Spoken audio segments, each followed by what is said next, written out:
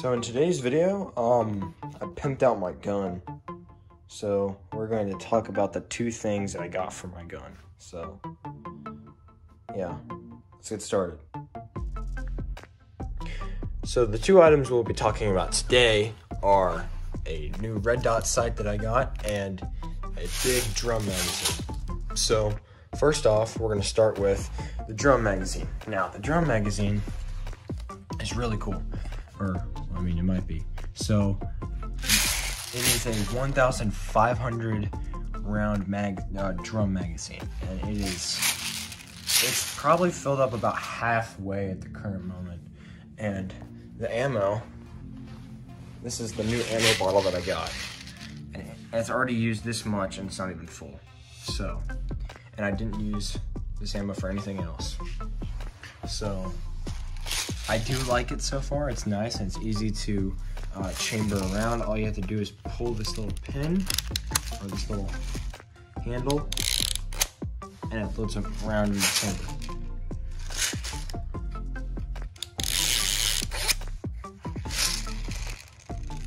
Wait, hold on. I'll take a moment. One moment. There you go. It has to kind of be upright, otherwise it doesn't really hook the rounds, and then it won't bring them up, because it has to come from, I believe, down here, all the way up here, through the center, or through the magazine. So, really cool magazine. I like it a lot. So far, it's really cool. So, yeah, that's the first item. The next item we have is my red dot sight. So this is a completely full aluminum, and actually one thing I forgot to mention about the magazine is that it's all plastic. This is all plastic, because if it was all metal it would be really heavy, except the screws and I believe some of the gears are metal. So yeah, sorry about not mentioning that. But this is full aluminum except for this little thing. This is the eye cup that you put over it. This protects the sight lenses from getting damaged, so you don't, scratch your glass or get it broken. So, that would be bad. It goes on to, its attachment is a Picatinny rail system, so you have to pull this little knob here out, and then you have to, push it all the way like this, and then line it up on the gun over here. You have to line the little bar in the middle up on these grooves like this, and then close it back, and then push the little knob back in. And that is how you set the thing on there. So it's really simple and easy. Here is the sight settings. So as you can see, G is for green, and if we go to, and it has 5 settings for each, 1 being the smallest and 5 being the biggest. So if we look through the front here, or the back here, you should be able to see the sight. Come on, there you go. That's the red dot, and that's the green. It looks different in person than it does on the picture. It looks much different. It's a lot more clear instead of blurry like it kind of looks, and it's a lot more defined.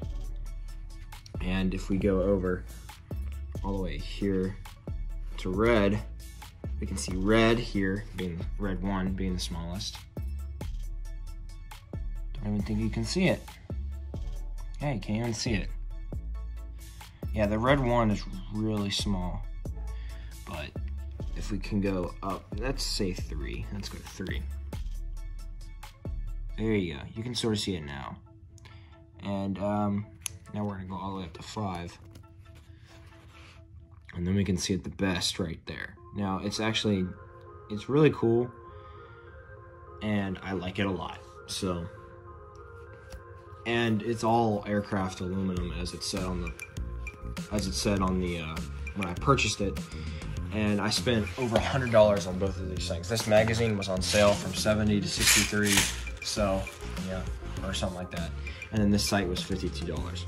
So overall, I spent over $100, $110 around, and overall really good quality so far.